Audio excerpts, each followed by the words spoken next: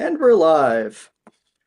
Welcome, everybody on the internet, to the bi-weekly, fortnightly meeting of the Backdrop Users Group. We get together every 2 weeks to discuss issues and, you know, it's an introductory thing. Anyway, my name is Luke McCormick. I'm a web developer, manager, analyst in the San Francisco Bay Area. And we're going to introduce ourselves.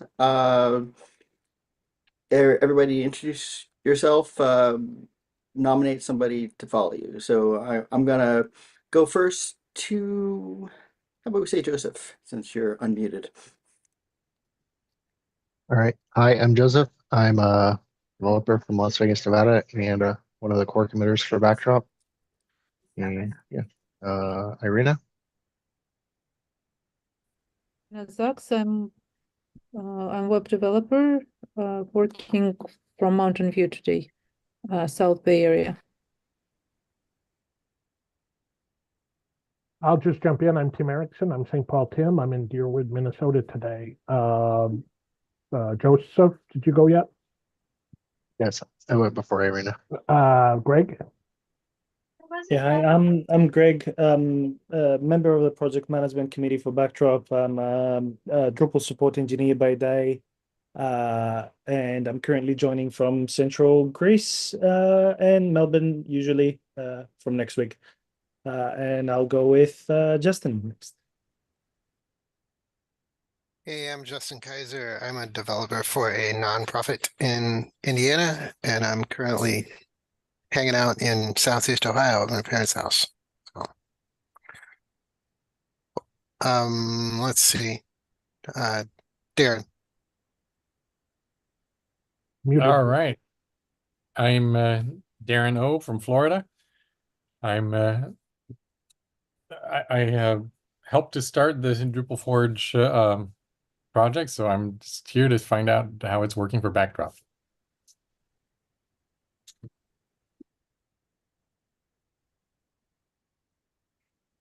I think that Izzy is left and Sal. Or Celine. Let's go with Oh, Izzy. that's right. Yes, sorry. Hi, I'm Izzy. I'm a freelance developer in Vancouver, BC, Canada. I've been using Drupal for 16 years and Backdrop for almost a year, and I've been enjoying playing around with Drupal Forge. I'll pass it over to Salim. Hi, I'm Salim. I'm one of the co-founders of Drupal Forge, along with a couple of other folks here, Darren and Luke. So big thank you to them for being here from the start and being part of the project. I've been working with Drupal since Drupal 4. I don't know when that was, and I lose track of time. And then I'm a big fan of Backdrop, so I think it's a really valuable fork, and I think it's going to become more and more useful for folks going forward. So, Thank you. All right. So Should we do announcements? Should we do announcements too before we go into the session? Go ahead, Tim. Well, you go ahead and do the Badcamp one, because this is a different audience. Yeah, sure. No, that's right. One of the other projects I'm involved with is Badcamp, the Bay Area Drupal camp. And Badcamp and Backdrop sound enough like each other that I say one when I mean to say the other all the time. But Badcamp, after taking last year off, is back.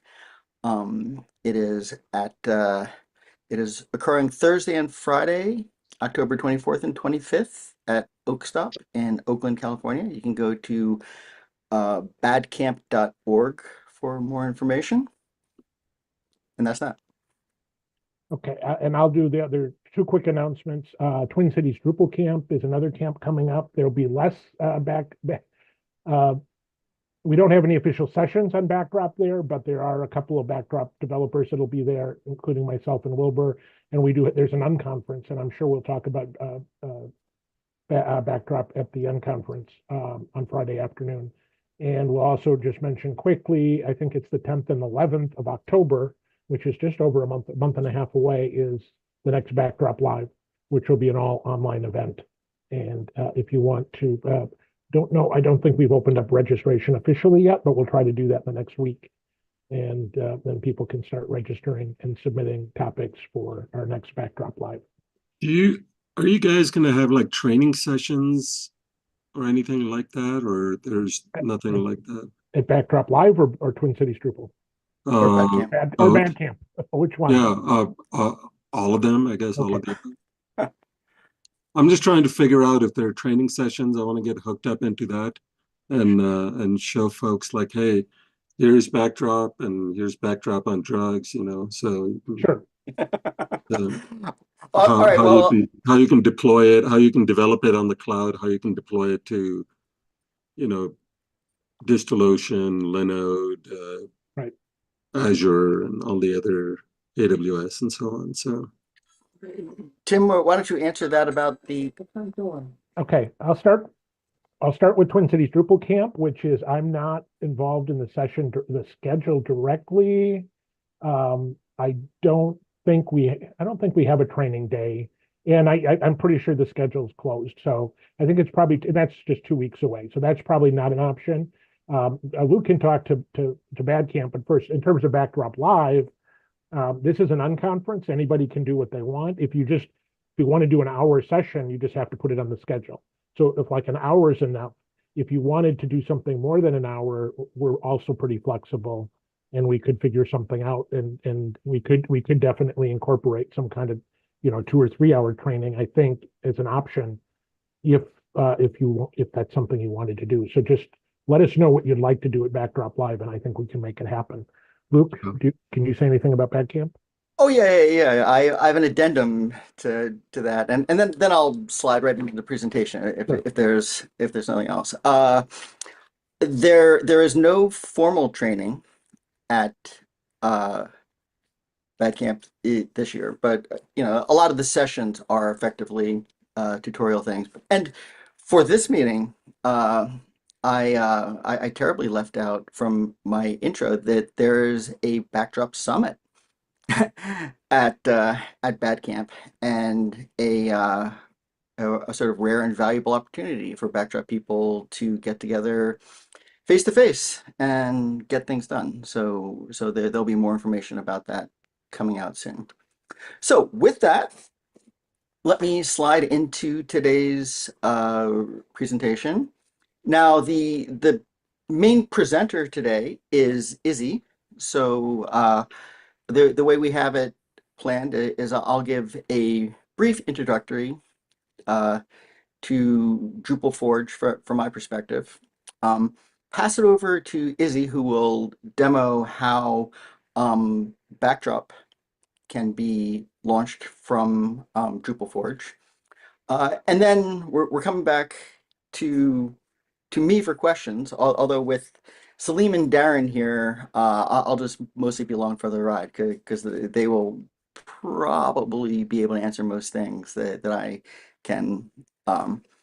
So I promised Izzy my intro here would be somewhere between 1 and 5 minutes, and I'll try to keep it short to get to the good stuff. So I'll just say that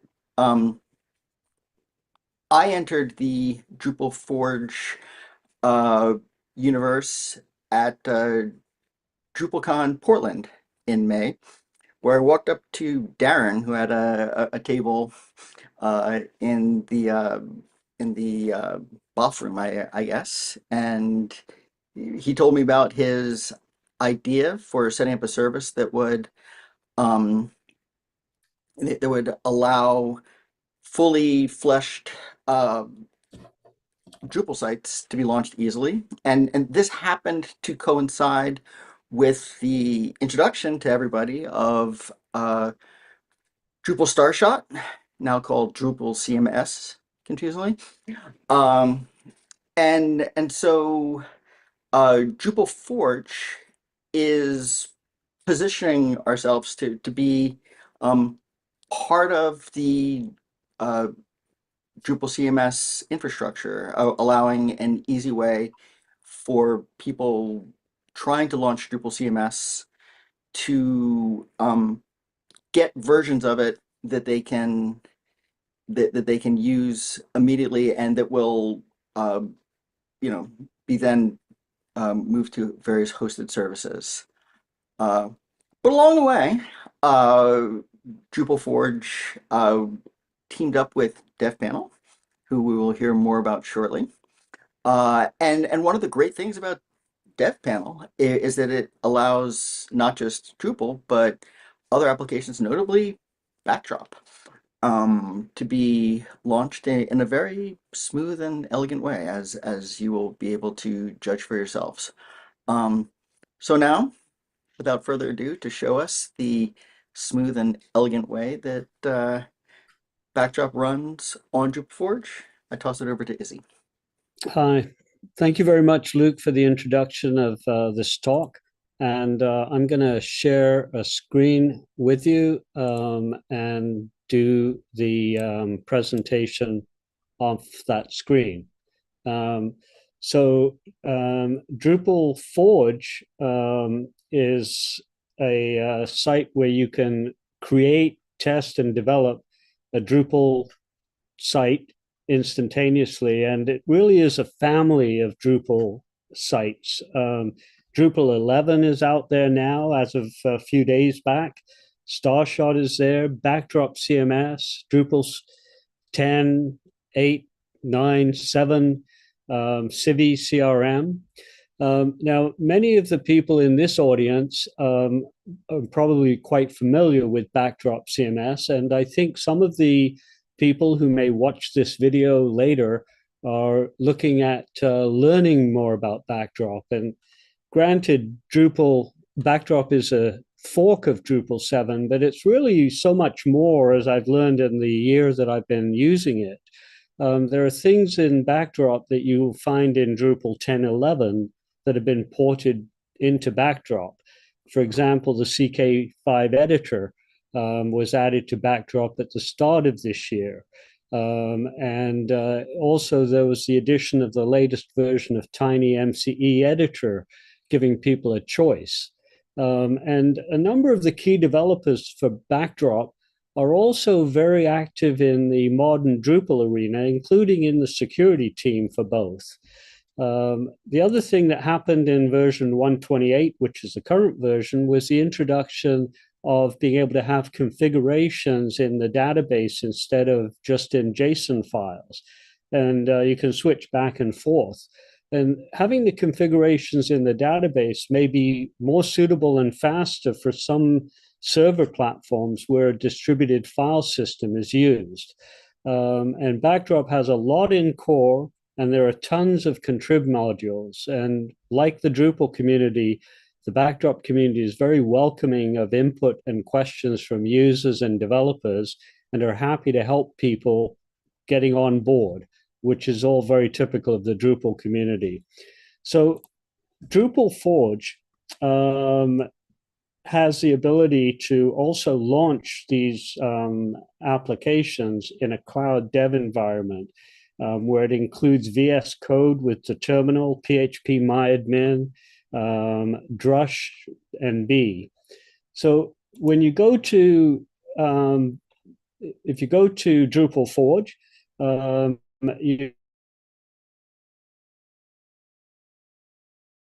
you see that there is a little bit of a write-up explaining 11, 10, 9, 7, Backdrop, Civi CRM, Open Social, OpenE, and Umani, which is a recipe food magazine style site. And if you choose something like Backdrop, you have the opportunity to launch it. And you can either launch it with option 1, where it just launches the application and you get 6 hours of runtime. You can test it out and away it goes. And after that, it just shuts down and is no longer there. Option 2 is where you launch it and also have a dev environment. And this allows you to unpause the application after 6 hours and reuse it again and keep on unpausing it as you wish. So this is really much better for the developer or people who want to explore it in depth. And this will require you to register with an email address so that it links to the account that would be created through DevPanel.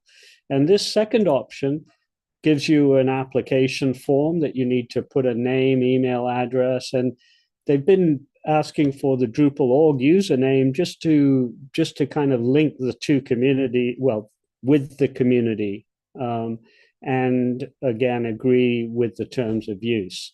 If you use the first option, which is just launch the site, it will launch the site much quicker in about less than a minute, which if you're watching your clock may seem long, and you end up with a URL where you can launch into the application and you log in, and the default is dev panel. So here is a freshly launched Backdrop site. And if we log into that, now it's going to have to wake up for us.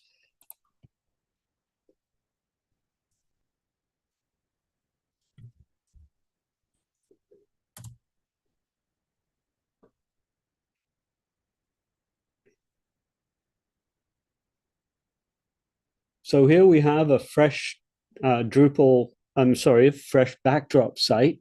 And if we look at the status report, we will see that it is the latest. It's 128.2 with CK Editor 5, and the files are by default stored in JSON files. And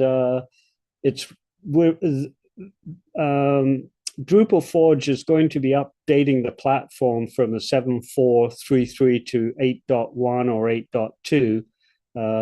So that'll happen over the next short while. And interestingly enough, as you go down, you'll see that it gives you 4 gigabytes of memory, which is quite a lot for a development environment.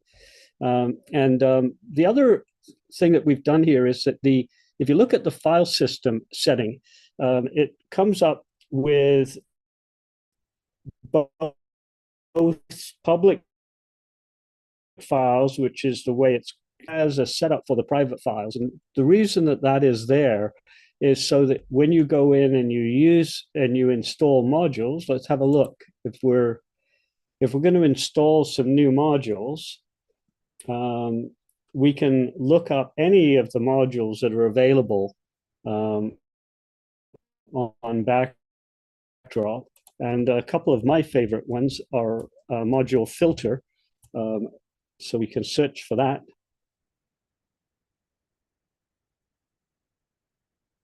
And we can add it to the installation queue, and we can install it. I could have installed both at the same time.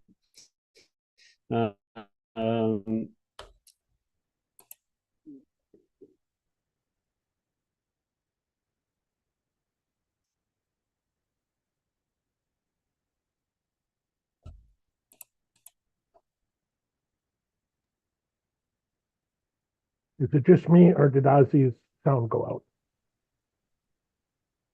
Sorry? Your I sound was couldn't- off for a second. Your sound, we didn't hear you for like the last 30 seconds. Yeah, I didn't say anything for a okay. few seconds. Sorry there.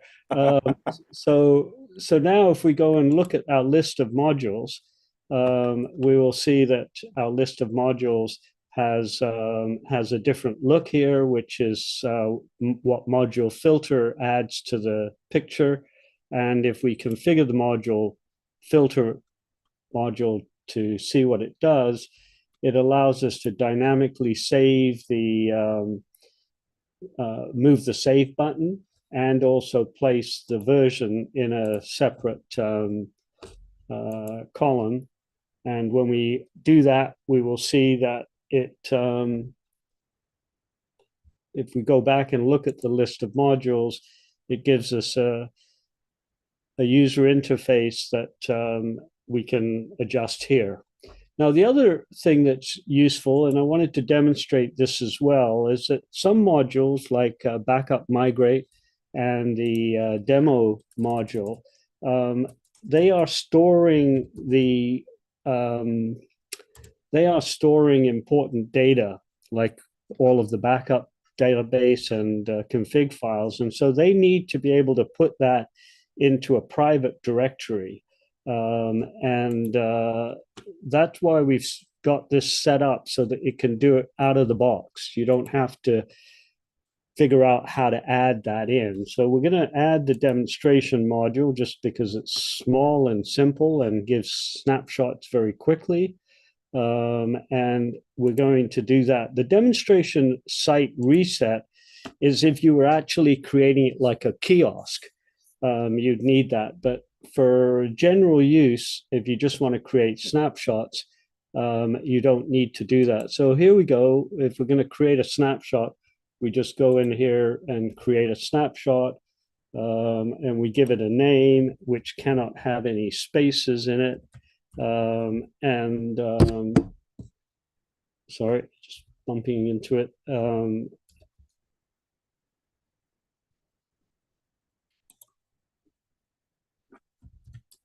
So I'm just going to do this just so you can see this. So it's a demo within a demo of the demo. So we now have a snapshot as well.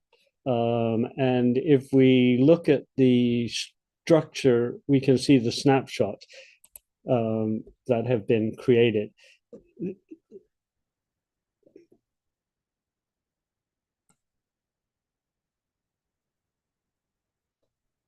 Okay, so I did something that has expanded my screen.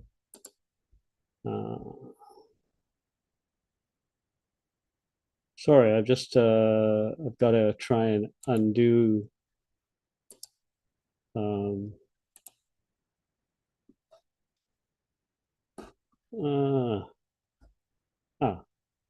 There we go. All right, so that's better. So that's a quick demo. Now you can also see how Backdrop has a very convenient admin bar, and in the latest release, it also uses SVG icons. So that's just a quick run through of using Backdrop, and you can add whatever modules and explore them and so on. Now, if we use the second approach, which is to have a dev environment, what it does is it will create a Drupal Forge workspace for us. And we've got, in this particular one, I've got 3 different applications that have been launched. And if I look at them, one of them is Backdrop, another one is Starshot, and another one is Drupal 7. So if I go into the Backdrop quick start that's there, this is what you see. You see an overall overview, which this is currently running. You can pause it if you wish, and you can also deploy it to a VPS or to a cluster. And here's the URL. And if you look down the list here, you'll see that you can run VS Code. And in order to run VS Code, you have to click on generating the application. And you have to click to enable PHPMyAdmin. You have to generate the token, and then you have to open the application. So if you open, you can take VS Code, and you can also open a terminal. Now, what we've done here is we're having VS Code. We're having the Backdrop template use the settings local PHP file, so that the settings PHP file is actually the default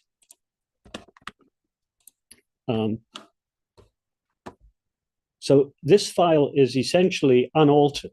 And if there are changes, you can bring those in. The settings local file is where the actual stuff is sitting from the template that is running Backdrop. And so if you want to change your configuration storage, you can do that in the settings local file. Or if you deploy it to a different environment, you can change. And what we've also got here is the ability to set up showing of errors. So if we come down here, we can uncomment this so that all errors will show, or you can do that in the user interface. And we've also added this line, which is activate.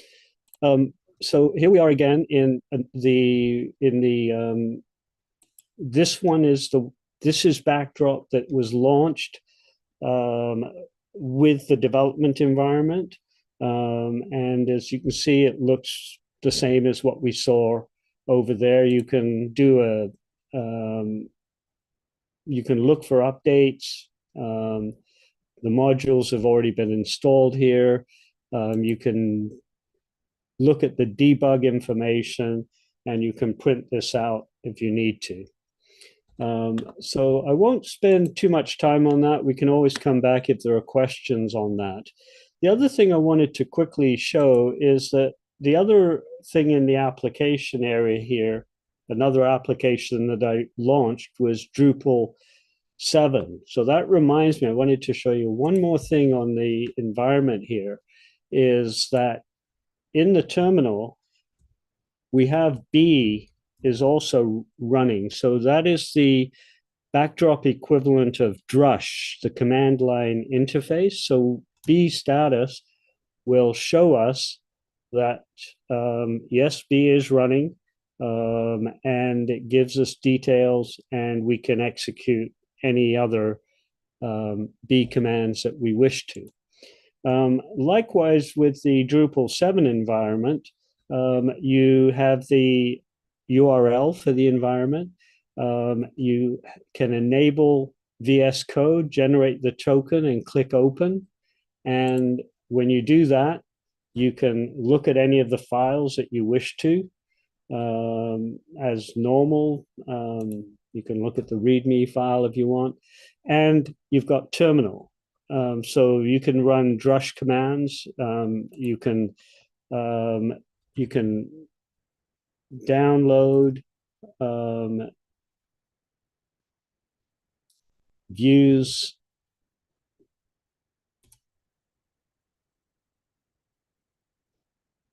And it should download the supported recommended one, and it has, and we can do an enable here. And it should enable that for us. So if we go and look, we needed one more application there, one more contrib module. And there it is. So we will now enable them all.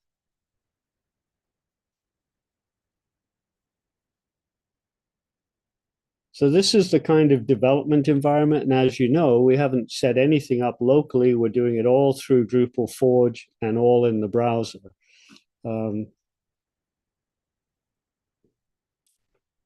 So we're done there. And now here is our Drupal 7 site that I've already replaced the default menu with the admin bar menu. So we can look at our status report. And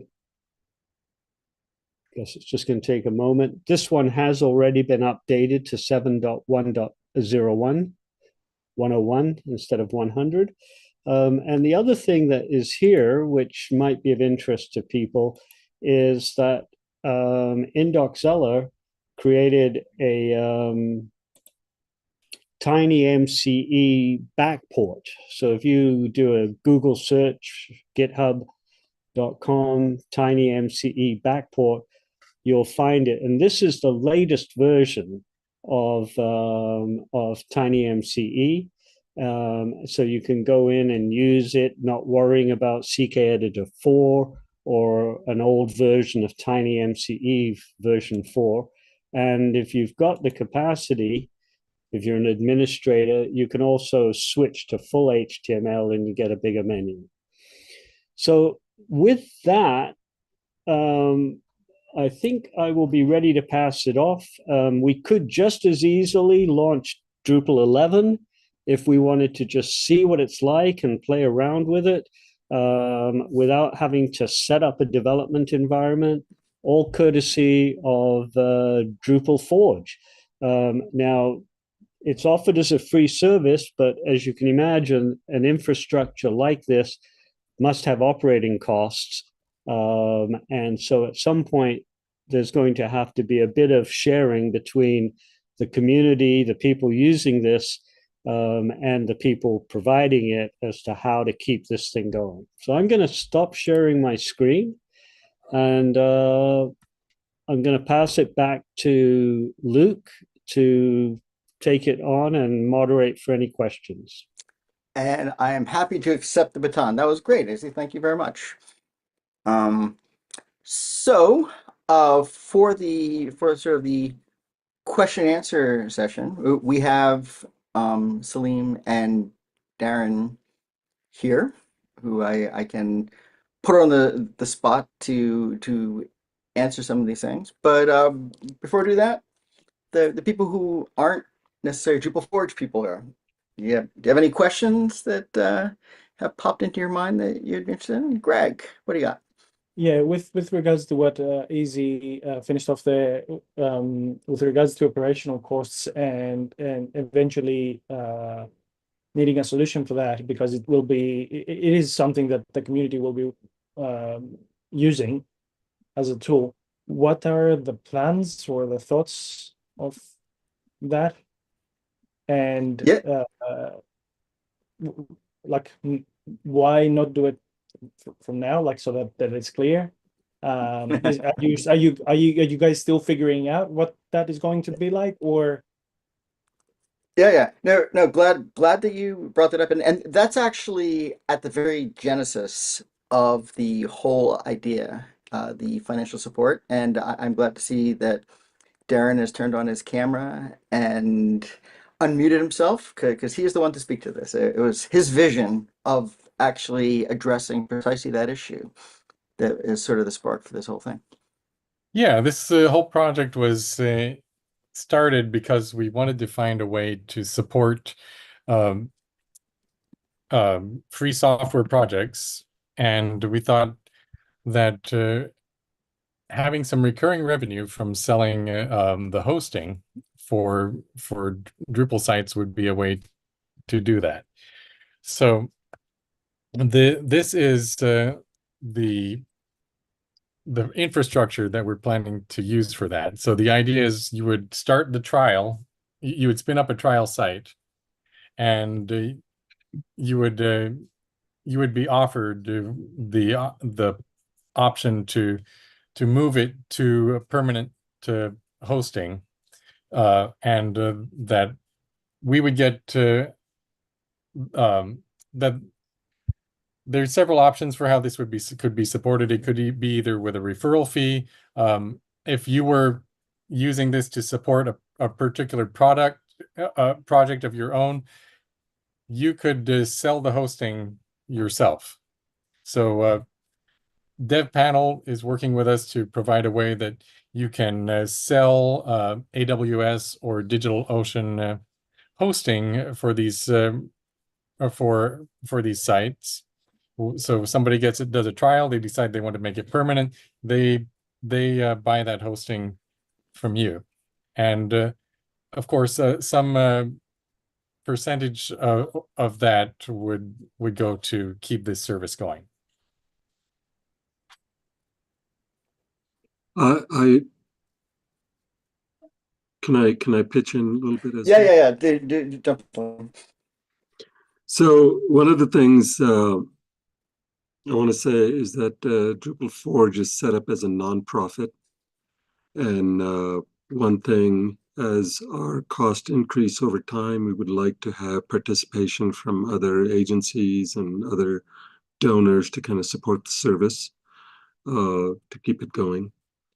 And one of the things that we're kind of floating around is, having to offer right now, the dev environments are one thing we never plan to do is offer production hosting.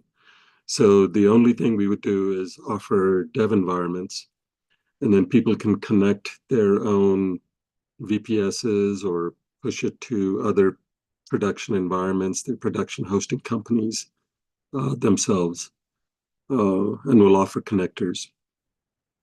So it's only a dev environment hosting, but we were thinking, and this is all still very early stages, we're thinking that we'd offer dev environments for free for 7 days. If you don't use it, it gets deleted or something like that. Or if we offer it for 30 days or something like that.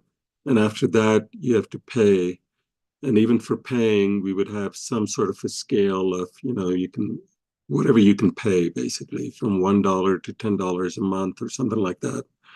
And, whatever we have left over could go back to the DA or something like that, because we're pretty much set up as a nonprofit. Yeah. So, So this might be getting more granular than we need for this question, but yeah, and you can see from both the answers that we're still figuring out the business model. So the details and such are in flux, but the overall thrust hasn't really changed from the beginning. The idea is that the idea is that there are people that are able to set up sites and contribute in various ways to their particular communities have another avenue to not have to pay. And we're all familiar with the cost of sort of donating our time. The idea is to share some of the hosting revenues with that. And one of the things that's kind of pushing this forward is the Drupal Starshot initiative is very much looking for ways to simplify the whole launching of sites, and are also interested in um, in finding ways for it to financially support the DA, and that has very very similar goals and philosophies, and not precisely, but easy parallels to the Backdrop community. So there's nothing there that's specific to it. We'll likely have. I mean, the plan is to have very much like a branded version for Starshot that's going to be all Starshot all the time. But the technologies beneath that are very broad, very general. There's nothing in the technology. There's nothing in sort of the philosophy and the user agreements that precludes any of this sort of thing. And Izzy and Greg both have their hands up. Izzy was first, I guess. So go ahead.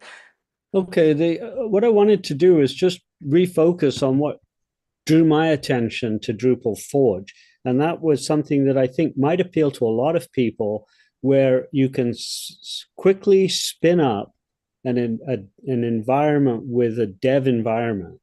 There's no real, you don't have to have technical expertise to set up a local development server, or technical expertise to set things up on another server.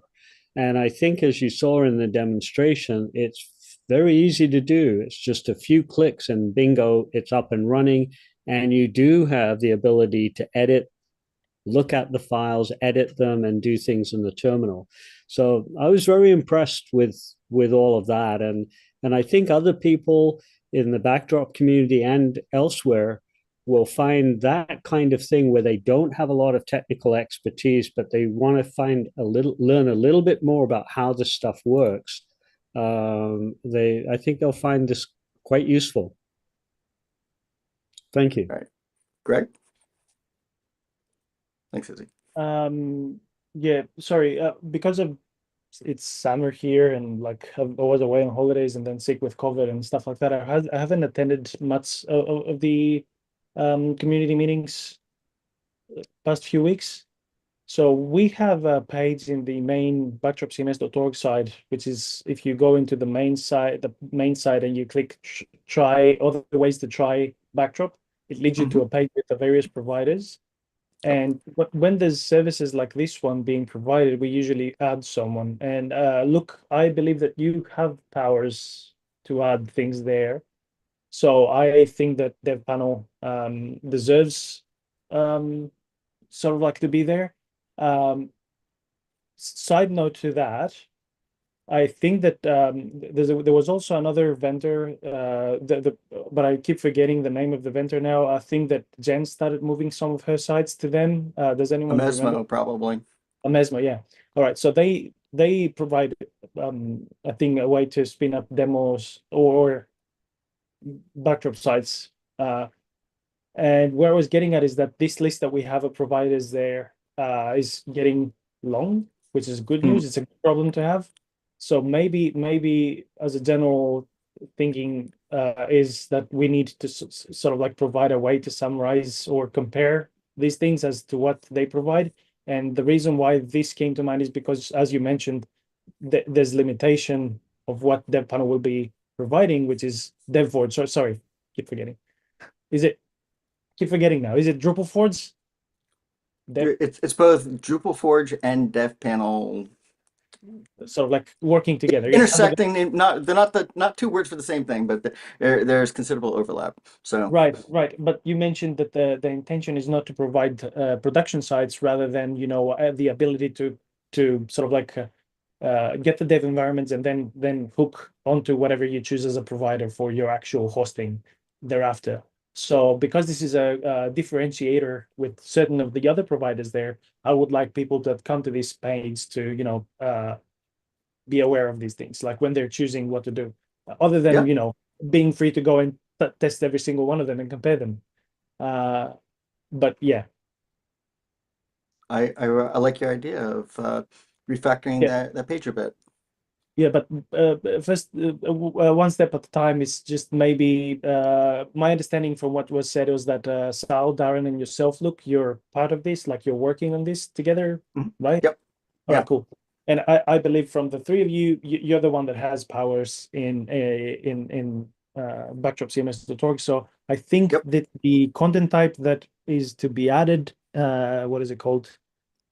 I can do it. No. If everybody, if there's no objections, we'll do it. That sounds good. We'll definitely. There's no matter of objection. It's a free service and it's a way to try Backdrop. So yeah, it should be there.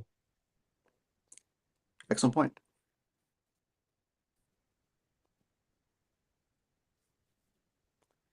All right, we've got a couple more minutes. Anybody else have thoughts and questions? Justin, you must have questions here. You always do. No? Nah, I'm good. I've used this. And the lack of questions is not a lack of interest. I've used this and I use Dev Panel, so we're all good. What feature would you like added to it? Here's your chance. You've got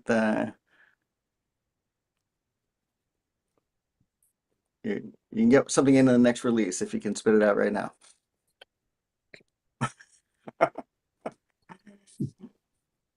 All right. Well, look, no, that's fine.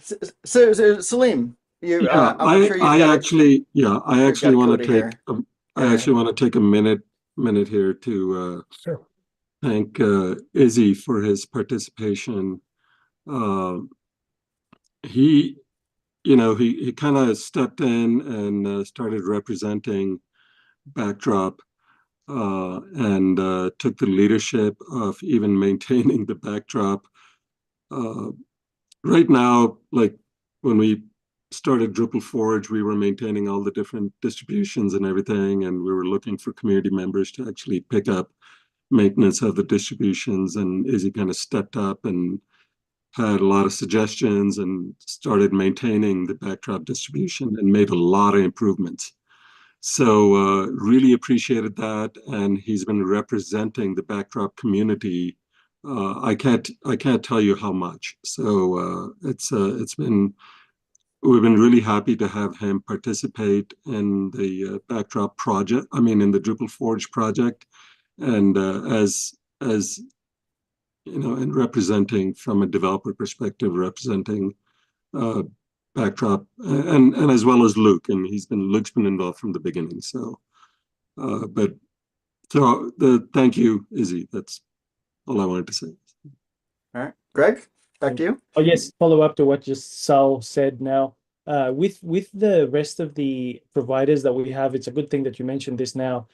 They either pull for example, Softaculous, I think, is pulling the latest dev version that we have from the 1.x branch. So that's all it takes. We don't have to update it, but it's time that we have a release, which we are going to have a release soon, like in 2 weeks from now. We have a series of checkboxes of tasks with its release, and one of them is just to, update the Pantheon version or whatever. So how does that work? Are you guys pulling a specific branch, the latest branch, the 1.x? Is there anything that needs to be updated or maintained on our end? Any help that you would like from the Backdrop community is what I'm asking. Because what we usually have is, if there is a repository or something, because you mentioned a distribution, what we usually do is we place that under the Backdrop -ops GitHub space, and then we make sure that we have a task with each release to update that. So care to elaborate?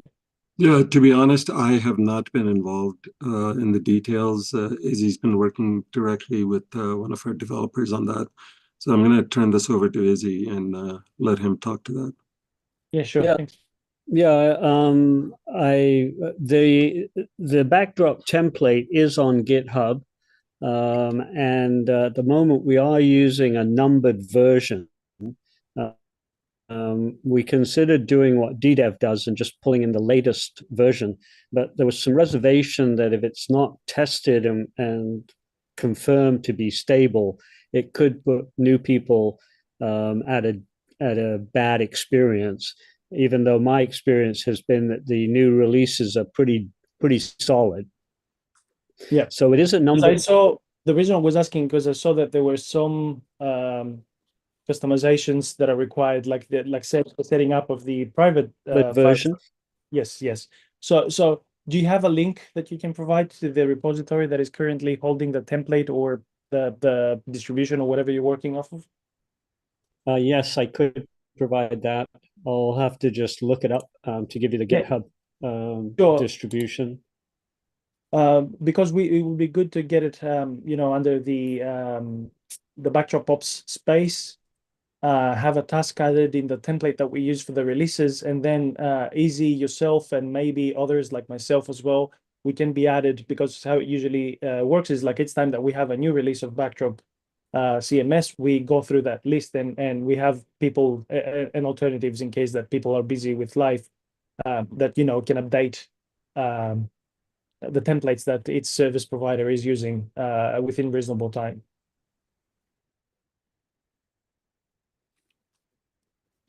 All right, there. That sounds good. Technically, we're at the end of our time. Should we might as well actually end on time if there's no objections to that. So thank you, Yeah. Izzy, for that great presentation. Thank you, Salim and Darren, for coming. Everybody else. And thank you, everybody. This is very interesting. My lack of questions was not a lack of interest. It's just, it was a very thorough presentation. I feel like I understand it. Yeah. All right. Yeah, thanks for supporting Backdrop. Yeah. Do we know what our users group meeting 2 weeks from now is? We do not. So if anybody, right. Does anybody have any suggestions right now quickly? Please speak up. a topic for 2 weeks from now? It will Okay. coincide with just before the next release. So I don't know if there's something that we want to showcase from the release, unless anyone else comes up with so there's some pretty cool things that are coming up with a new release. I think that I haven't been paying close attention, but we have the language selector with the installer and things like that. Exciting features, Yep. exciting features. How about demo the new release unless there's something else as a Yeah, unless as a there's something tentative. else. A good plan. Sure. All right, excellent. All right, thank you. If somebody wants to shut off the YouTube, we'll call it.